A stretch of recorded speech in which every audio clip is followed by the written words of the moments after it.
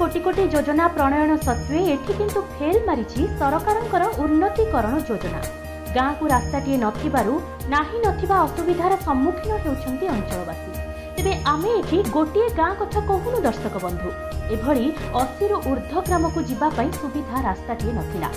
सूचना अनुसार रायगड़ा जिला काशीपुर ब्लॉक रो प्राय 80 रु ऊर्ध्व ग्राम को रास्ता नथिबा बेले गुंजराम पंजरारे मध्य समान परिस्थिति। एठी सीमा को लागि रहिछि कलाहांडी और नवरंगपुर जिला। विभिन्न काम पई प्रत्येक दिन हजार हजार लोक यातायात करुथिबा बेले एठी ग्राम मानकु रास्ता नथिबारु बहु हैरान हरकत हेई अधिक बाट बुली बुली यातायात करुथिले लोकमाने। तेबे एभली दृश्य गुंजराम पंजरार रंजित नायक छोट बेलु देखि आसुथिले।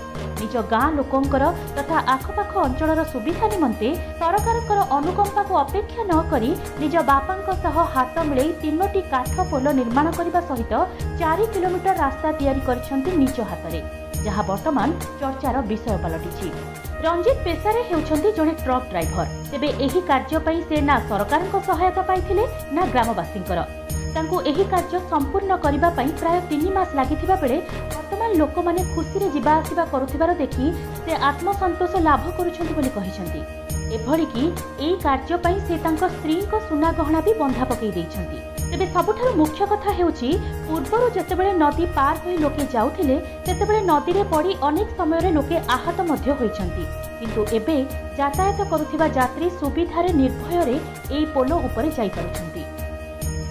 बहुत सुविधा है, बहुत असुविधा आम जावास करूँ।